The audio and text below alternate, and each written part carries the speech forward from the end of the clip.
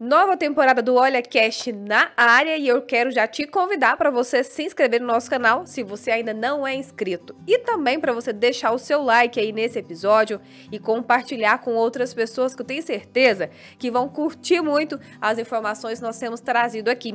Eu quero agradecer também aos nossos parceiros, a Tec Aço, empresa de calandragem, dobra em chapa de aço, aqui em Rio Verde, localizada lá no DIMP. A Ecopau Energia Solar, que tem demonstrado como é econômico e vantajoso para você investir no sistema de energia solar na sua casa, no seu comércio, na sua propriedade rural. E também a Covese Iveco. Gente, Covese Iveco fez um lançamento em 2022 na Fenatran que chamou a atenção de todo mundo no novo caminhão S-Way que tem conquistado muita gente por aí quando é apresentado para eles. Vamos para nossa conversa?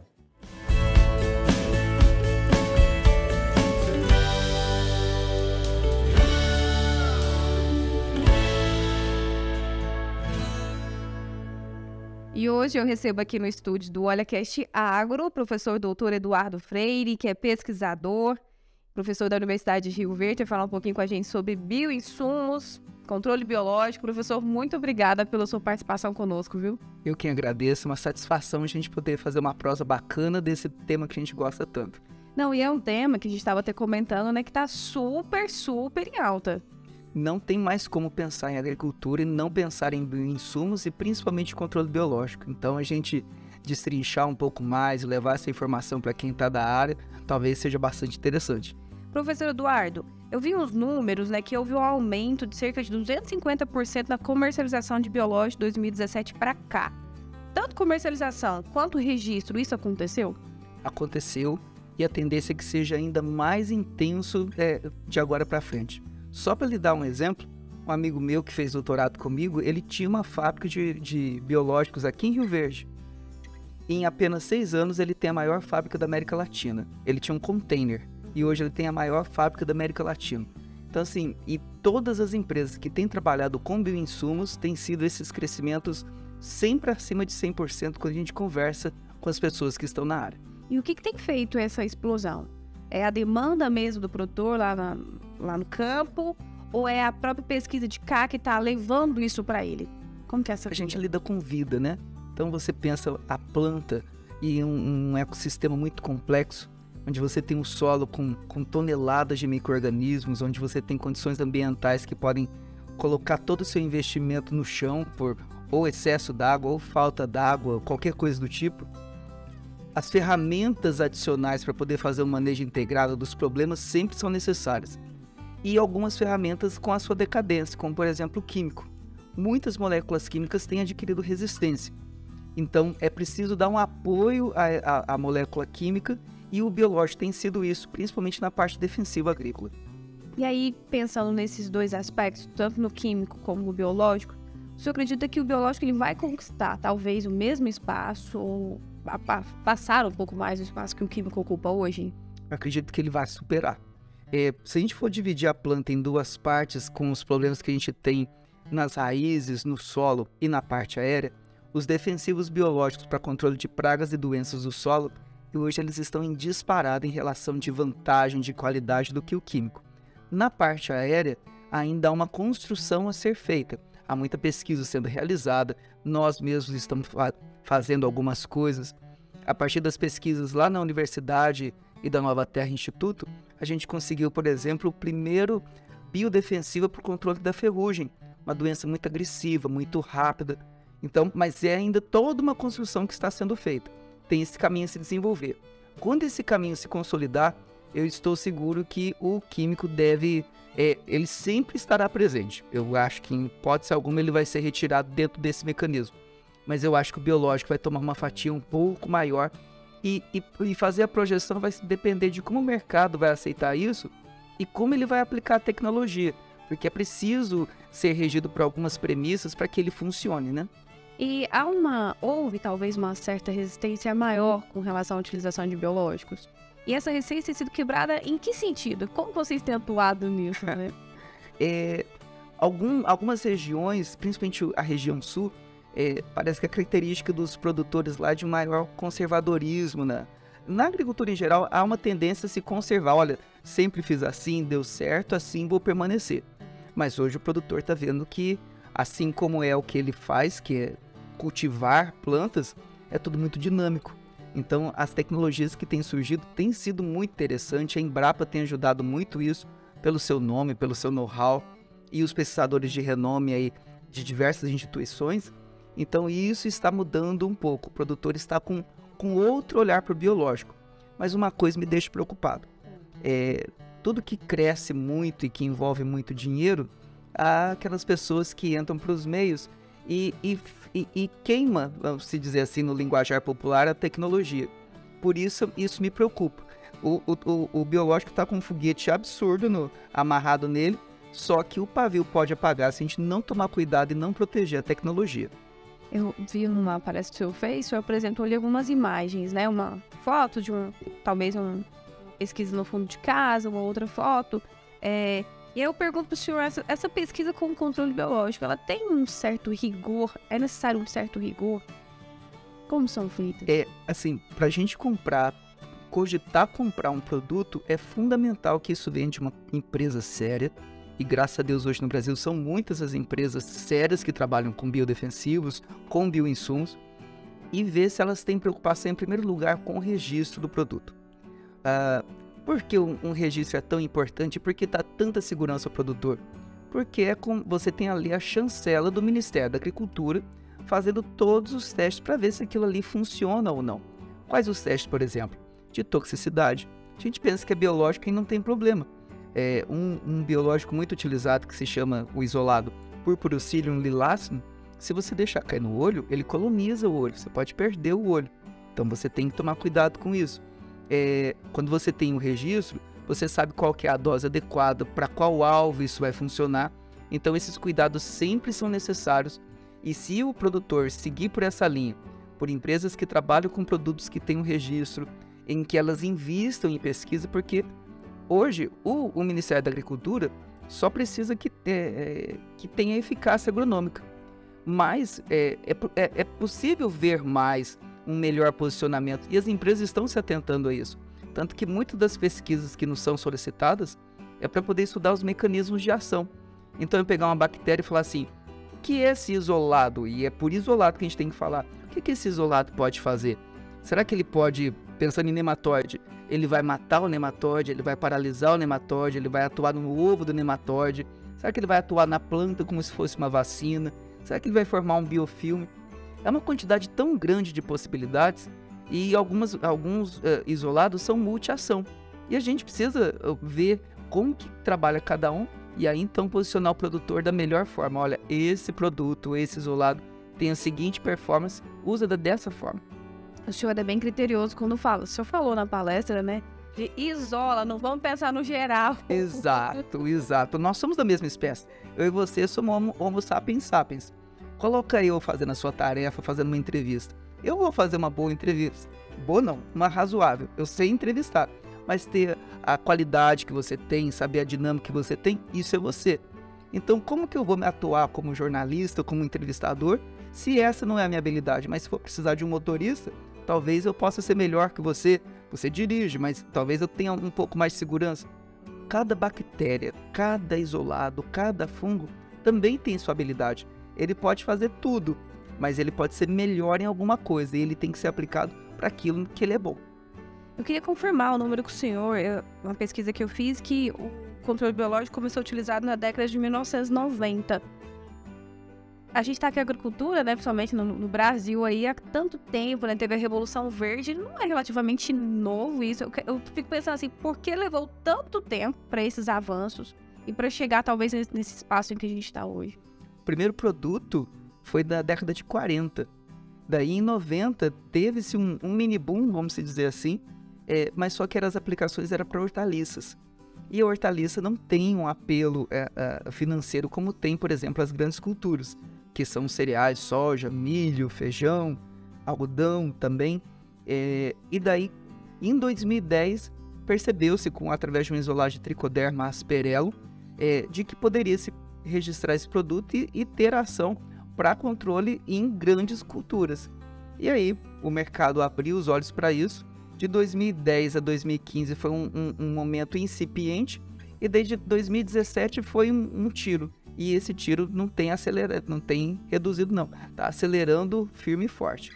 A gente tem no Brasil, talvez, um embate, às vezes, que fica mais no campo do ideológico do que sabe mesmo que real da pesquisa, né? Que é sobre a questão de defensivos químicos. O senhor acredita que o uso de biológicos, de bioinsumos e biodefensivos é uma boa opção para reduzir esse consumo, o uso mesmo dos defensivos químicos no Brasil? Pois é, mulher. Chega da preguiça. Como é que a gente pode ser partidário numa coisa agrícola? São ferramentas. Então, para a gente poder fazer esse podcast, precisa do microfone, da TV, da poltrona. Ah, mas eu gosto da TV. Sem a TV eu não faço podcast. É preciso uma série de coisas para que a gente faça uma boa agricultura. A agricultura decente, com qualidade, num nível top, ela tem que ser integrada. E hoje são 5 as grandes escalas, os grandes grupos de manejo. É o químico, físico, biológico, genético e cultural. E a gente tem que analisar dentro dessas 5, na situação que eu estou, quais que cabem financeiramente, onde a situação, quanto está custando a minha commodity, para ver quantas que eu vou poder utilizar. Feito isso, pronto, aí eu vou selecionar. E nessa questão de ou eu sou químico ou sou biológico, o melhor amigo do químico é o biológico e vice-versa. Porque o químico, você tem a questão da resistência. Se você aplica um biológico junto, você tem ali um agente multiação que vai proteger a molécula química da resistência de patógenos e pragas, por exemplo. E o contrário é importante. Num local onde a praga e o patógeno já está instalado em uma fase mais avançada, é preciso talvez uma ação um pouco mais intensa, imediata. Aí entra o químico e você pode associar o biológico para poder então proteger ao longo do restante da lavoura. Então, químico e biológico casam tão bem como mão e uma luva, que a partir do momento que a gente entender isso, a nossa agricultura vai ficar bem mais interessante. E os pesquisadores e também os produtores já estão. E as empresas, principalmente, né? A gente tem que falar dos 2 segmentos, talvez, de empresas. Eles já começam a entender essa necessidade dessa integração? Ah, não, sem dúvida. Tanto que muitas empresas de químico estão comprando as empresas menores de biológico. Isso é uma ação que está acontecendo assim de forma assustadora.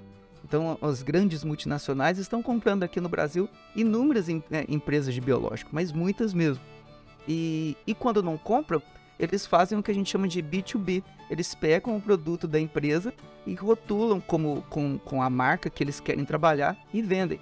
Então, isso é algo muito comum. Então, as empresas do gênero de defensivos químicos já estão fazendo isso.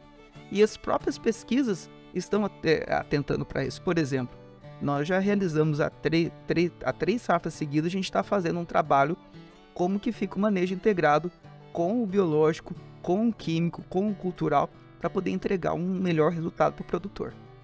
E falando em resultados, a gente tem 2 cenários de vantagens e desvantagens. Você poderia, assim, apresentar para a gente as vantagens inicialmente, talvez as desvantagens de você ter a utilizar o controle biológico, talvez também de bioinsumos? Perfeito. Olha, a primeira coisa da vantagem do biológico é uma ferramenta a mais que a gente tem estudado e visto a importância. Então, a gente tem outra alternativa para o produtor conseguir resolver a tonelada de problemas que ele tem no campo. Segunda coisa, em muitas situações, não todas, o preço é muito interessante. Terceiro, você consegue ter uma persistência desse produto, principalmente quando você aplica os defensivos biológicos no solo. Um químico vai atuar ali entre 15 e 21 dias. A depender do biológico, a depender da cepa, do isolado que está sendo colocado, ele acompanha e protege a planta e a lavoura a safra toda. Então você consegue ter uma persistência. Então você coloca o químico, que atua imediatamente, e o biológico vai fazendo o trabalho de formiguinha ao longo de toda a safra, entre outras coisas.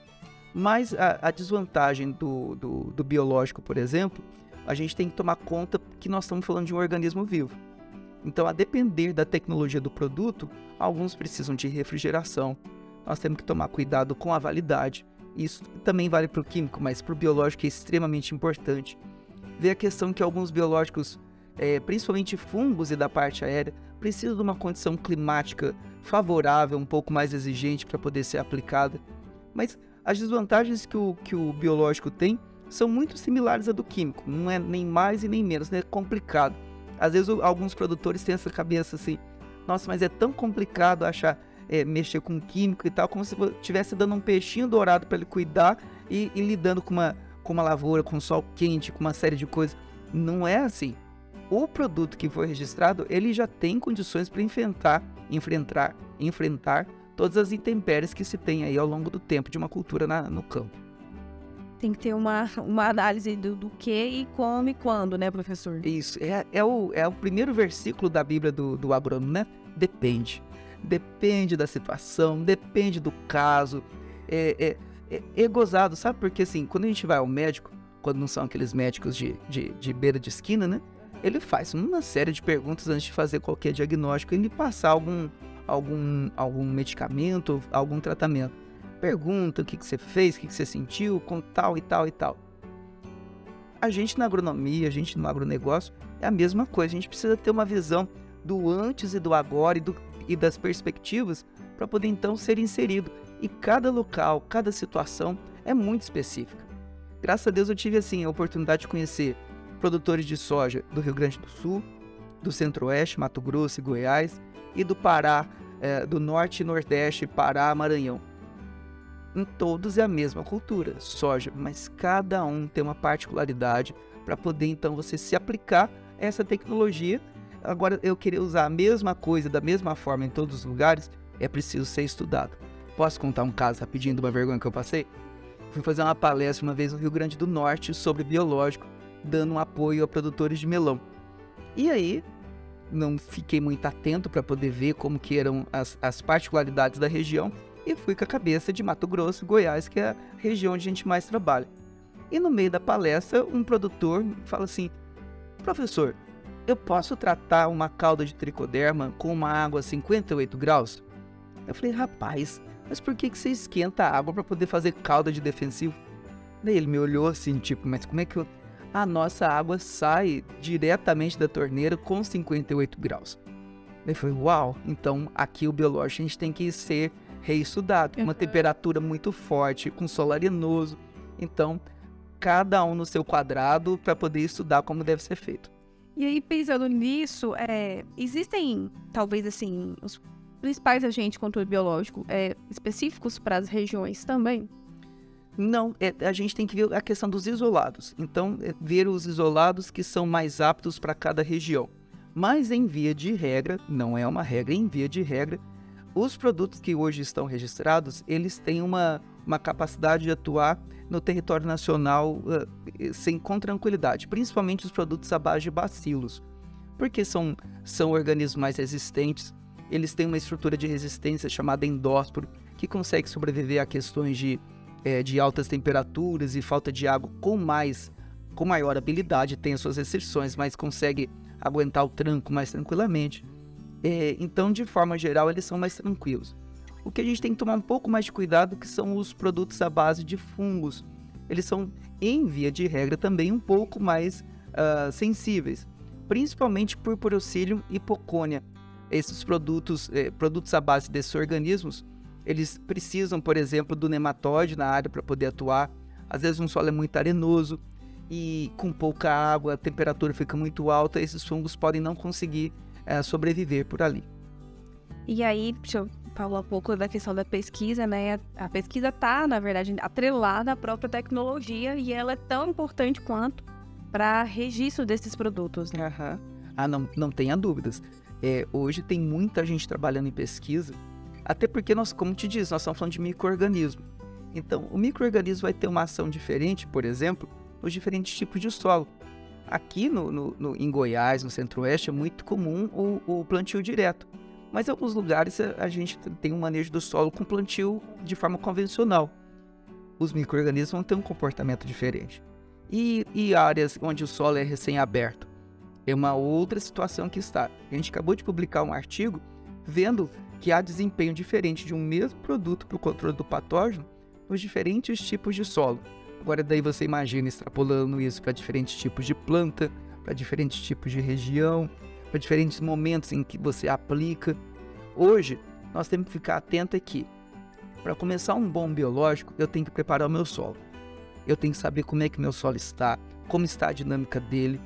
Hoje a gente fala de microbioma, ou seja, como é que está ali o bioma microscópico do solo, que tem lá de ser vivo, como é que está o equilíbrio, esse solo é supressivo ou não.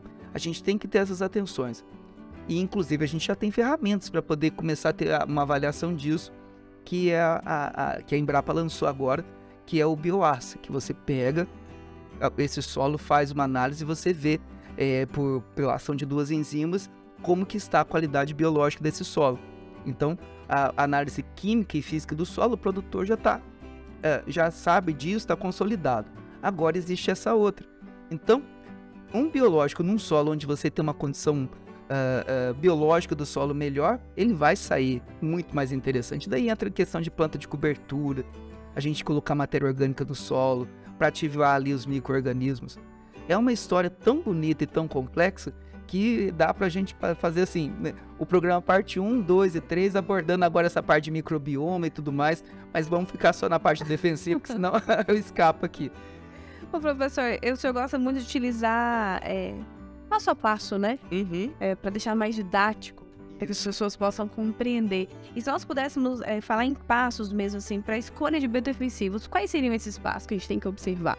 Beleza, vamos dar alguma dica que algumas pessoas colocam um biológico tão complexo e a gente vê que com algumas pequenas dicas a gente consegue clarear as nossas vidas. Primeira coisa, como você já bem disse, é preciso tratar cada organismo como algo individual. Então, tratar como isolado.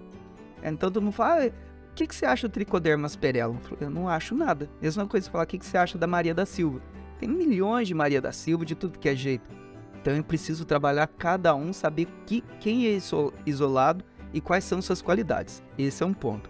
Segundo, eu recomendo fortemente o produtor optar por produtos que sejam registrados, pelas garantias, pela maior facilidade, pela qualidade. Você é muito categórico nisso, né? Eu ia até fazer um adendo aqui. Agora você fala assim, mas você não é de acordo com aqueles que multiplicam? Em hipótese alguma. Acho que assim, inclusive um CEO de uma empresa de biológico falou assim, como que eu posso ser contra a multiplicação na fazenda se hoje as empresas de biológico não estão conseguindo fazer produto suficiente? O produtor está tendo que se virar.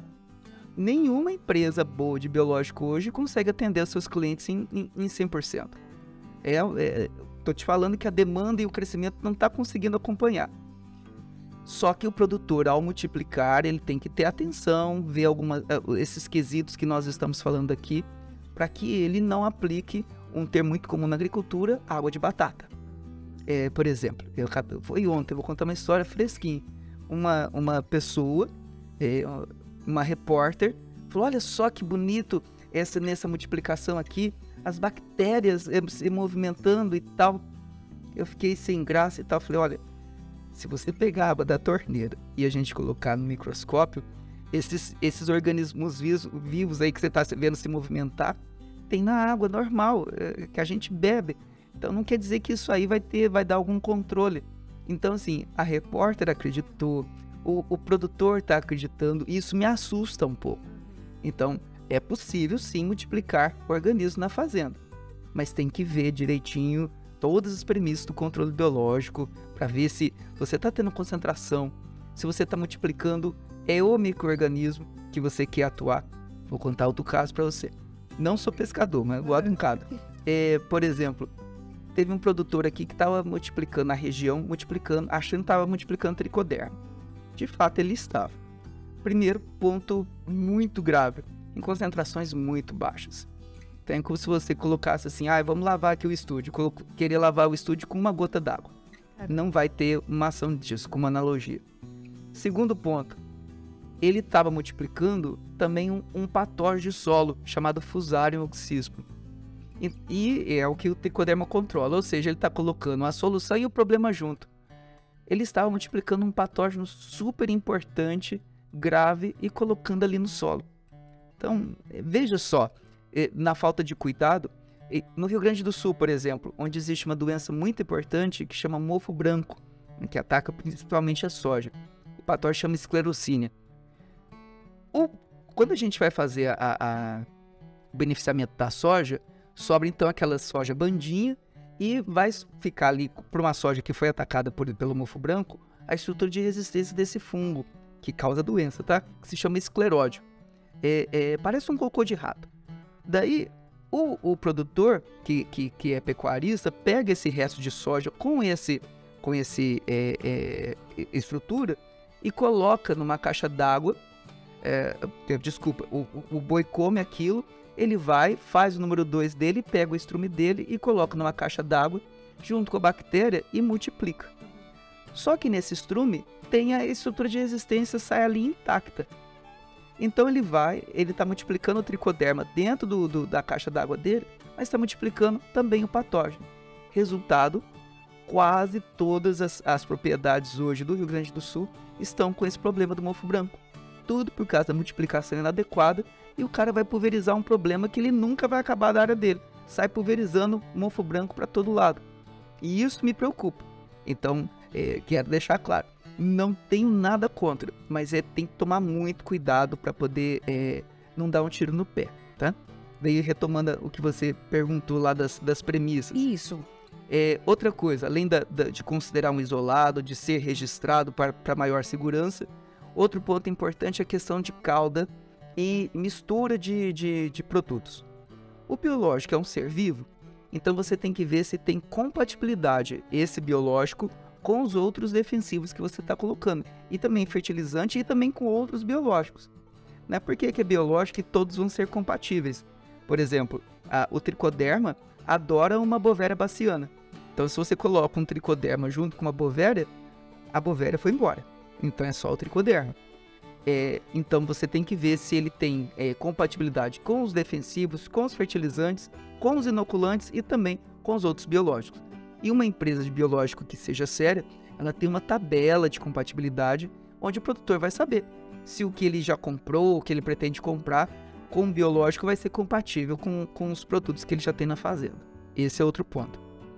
Uma regra basiquíssima: o produtor tem que usar a dose recomendada na pula. E isso é uma tristeza, porque para ganhar no preço, tem muitos representantes que abaixam, diminuem a dose para que o produto fique mais barato. E não vai funcionar. Mas pode fazer um ajuste na dose? Não, não pode. Se o Ministério da Agricultura, que já foi testado as doses em diferentes regiões por 3 vezes, então ele atestou aquela dose. Qualquer outra coisa que você faça para cima ou para baixo é por sua conta e risco. Então, isso é muito importante, tem que se aplicar a dose. Às vezes o produtor fica preocupado com a eficácia, quer dar uma maior eficácia, ou às vezes quer economizar, né? Exato, e todos os dois é um grande problema. E você sabia que tem produtor que quer aumentar a dose, porque muitos dos produtos biológicos, eles promovem crescimento, deixa a planta muito bonita. Mas se eu coloquei essa dose, a planta ficou bonita, imagina se eu aumentar a dose. Uma vez, num ano na Tecnoshow, nós com a NRV levamos um stand para mostrar o que é um produto aplicado com a meia dose, com a dose inteira e com a dose dobrada. E a gente viu a soja desse jeito, assim. Então, uma coisa que era para ajudar, se você coloca demais, atrapalha.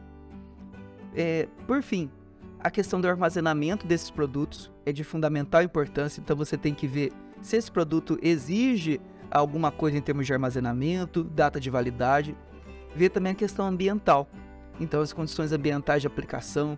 Algumas pessoas têm muita propriedade e têm pouco maquinário. Tem que plantar a soja, o milho no seco, no pó, como diz, né? Para ver se o organismo que você está colocando permite essa condição ambiental um pouco mais adversa. Então, esses pequenos pontos que a gente está colocando aqui já seria um bom caminho para o produtor acertar em cheio e ser muito feliz com o seu biológico. E só adiciono mais um: ver se é registrado e é registrado para o alvo. Então, se você quer controlar, por exemplo, um fusário ou um nematóide na área, você tem que ver se o seu organismo, se o seu produto que você está comprando tem registro para isso. Professor, para a gente finalizar então, eu queria que o senhor trouxesse um pouco da análise de mercado mesmo. Como que está assim, o uso, né, de biológico pelos produtores da região? A gente sabe que tem muita gente que já tem começado grandes propriedades aqui, né, grandes grupos. O pessoal tem pesquisado bastante até, né? Feito muita coisa. E como é que tá esse cenário aqui? Tem sido também como no Brasil como um todo? Tem sim. Hoje aqui, por exemplo, nós temos grandes produtores que utilizam 100% de biológico na sua área e conseguem isso tranquilamente. Pelo menos 2 grandes produtores eu fui, constatei e vi uma qualidade muito boa. E de todos que hoje a gente tem notícia, vê, sempre eles estão colocando de alguma forma, em algum momento, algum biológico envolvido. E aí a gente pode falar de bioinsumos, seja de inoculante, seja para promotores de crescimento, seja para reverter estresse hídrico, seja como defensivo para poder controlar pragas ou doenças. Então hoje eu acho que aqui na nossa região, graças a Deus, todos os produtores de alguma forma têm utilizado algum organismo vivo para poder utilizar. Eu acho que os maiores gargalos são mesmo norte e nordeste, pela condição ambiental e pela desinformação, e um pouquinho do sul por essa condição um pouco mais regionalista, de ter uma agricultura um pouco mais tradicional. Tá certo, conversamos aqui com o professor Eduardo Freire, que é pesquisador, professor na Universidade de Rio Verde. Muito obrigada, viu, por essa aula aqui. A gente agradece. Ó, e você que está nos acompanhando e nos assistindo, já te convido para você compartilhar. Vão ter vários cortes desse episódio também. Você compartilha isso daí, que eu tenho certeza que não só o profissional da área, como também o produtor que tá lá na ponta, vai receber essas informações e vai curtir, viu? E eu quero agradecer aos nossos parceiros, a Covés Iveco, né? A Iveco apresentou na última Fenatran o caminhão S-Way, que tem arrancado suspiros aí dos carreteiros para quem são apresentados. Há também Tecaço, a empresa que faz dobra de aço, chapa, calandragem aqui no DIMP de Rio Verde. E a EcoPower, energia solar, sempre mostrando para você que é mais vantajoso, mais econômico ter um sistema de energia solar na sua casa. Mais uma vez te peço, se inscreve no nosso canal, deixa o seu like e compartilha esse vídeo.